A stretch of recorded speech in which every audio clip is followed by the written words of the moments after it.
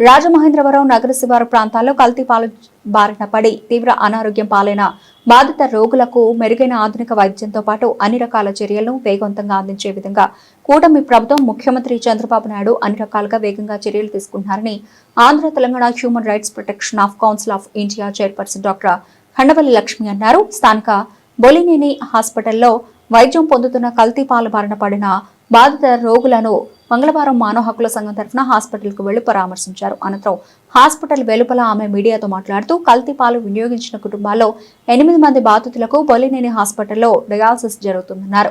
Human rights protection council of India Andhra Telangana మహిళా chairman doctor Khandavalli లక్ష్మిగా మీ ముందుకు వస్తున్నాను. రాజానగరం నియోజకవర్గం కోరుకొండ మండలం నరసాపురం గ్రామంలో కల్తీ పాలు విషయం అందరికీ ఇప్పుడు సోషల్ మీడియాలో ఎక్కువ వైరల్ అవుతుంది, తెలుసండి మీ అందరికీ.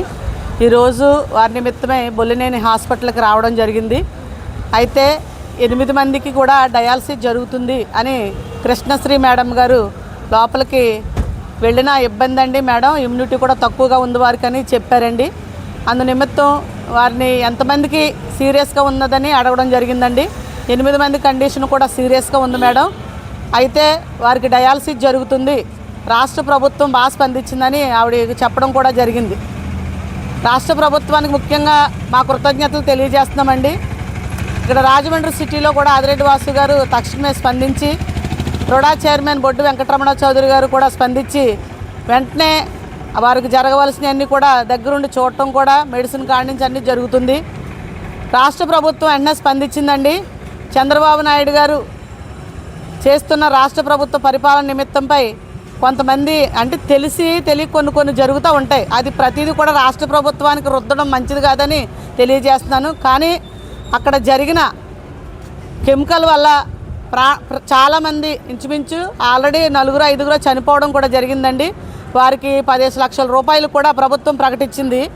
తర్వాత ఇప్పుడున్న ఎవరైతే పేషెంట్లు ఉన్నారో వారికి కూడా మొత్తం ఖర్చు రాష్ట్ర ప్రభుత్వమే భరాయిస్తుందని చెప్తున్నారండి.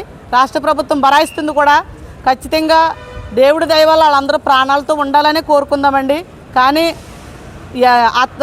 కోరుకొండ నరసాపురం గ్రామంలో ఎవరైతే బాధ్యులు ఉన్నారో వారిని అరెస్ట్ చేయడం కూడా జరిగింది. అది తక్షణమే ప్రభుత్వం స్పందించి ప్రతిదీ కూడా చాలా స్పీడ్గా యాక్షన్ తీసుకుంటుంది. అందుకు గాను చంద్రబాబు నాయుడు గారికి కృతజ్ఞతలు హ్యూమన్ రైట్స్ తరఫున తెలియజేస్తున్నాము. చనిపోయిన వారి కుటుంబాలకి 10 లక్షలే కాకుండా ఇంకా ఎక్కువగా కూడా అందించాలని, వారికి ఇంకా ఆర్థికంగా ఏమైనా ఇబ్బందులు ఉంటే వారికి కూడా అందించాలని ఒక మహిళా చైర్మన్గా నేను రాష్ట్ర ప్రభుత్వానికి తెలియజేస్తున్నాను. ఇక్కడ ఉన్నటువంటి పరిస్థితులను బట్టి ప్రతి మనిషికి కూడా ప్రాణం చాలా విలువైనది. ఇక నుంచైనా ఈ కల్తీ పాలు వ్యవహారంలో అంటే చాలామంది పాల వ్యాపారం అని బిజినెస్లు పెట్టేసుకున్నారండి. ఇక్కడ అలాంటి కల్తీ వ్యాపారాలు జరగకుండా రాష్ట్ర ప్రభుత్వం తక్షణమే చర్యలు తీసుకొని ఇలాంటి ఎక్కడ జరుగుతున్నాయో కూడా ఫుడ్ కమిషన్ కూడా తక్షణమే స్పందించి ఈ అన్నిటి మీద తగు చర్యలు తీసుకోవాలని తెలియజేసుకుంటూ, చాలామంది ప్రాణ అపాయ స్థితిలోకి పోతున్నారండి.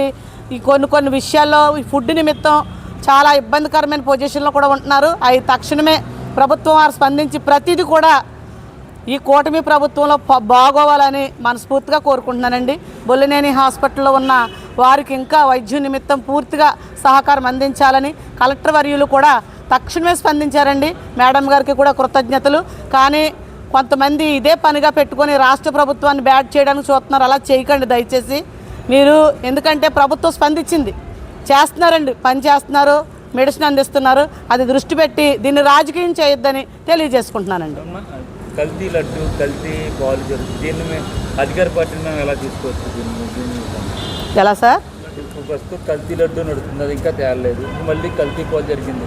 ఏంటి కల్తీ లడ్డు అంటే? అది గత ప్రభుత్వంలో కల్తీ లడ్డు జరిగిందండి. అది కల్తీ లడ్డు ఏంటన్నది తక్షణమే కోర్టు కూడా స్పందించింది. అలాగే అక్కడ ఎక్కడైతే కమిషన్ వేసి ఆ కల్తీ లడ్డు నిమిత్తం జరుగుతుందో అది తెలియపరిచారు.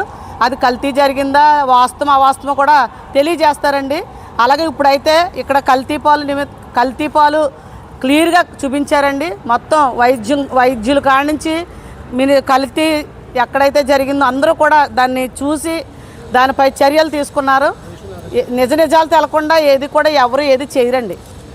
నిజాలు తెలిసే వరకు కూడా వెయిట్ చేయాలి. ఆ ప్రభుత్వంలో జరిగింది, అది తప్పు జరిగిందో ఒప్పు జరిగిందో కోర్టు నిర్ణయిస్తుందండి.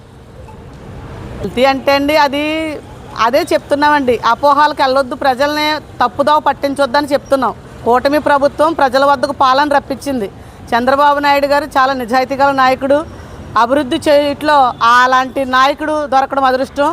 యువతకి కూడా మంచి భరోసా కల్పించే నాయకుడిగా యువ నాయకుడు లోకేష్ బాబు గారు కూడా ముందుకు వస్తున్నారు. దీనిపై కొంతమంది వారం లేని వారు చెప్తున్నారు. ప్రజలు అలాంటి అపోహాలకు వెళ్ళొద్దని తెలియజేస్తున్నారు. 10 లక్షలు వైద్యము అయ్యే ప్రతి రూపాయి కూడా రాష్ట్ర ప్రభుత్వం భరాయిస్తుందండి.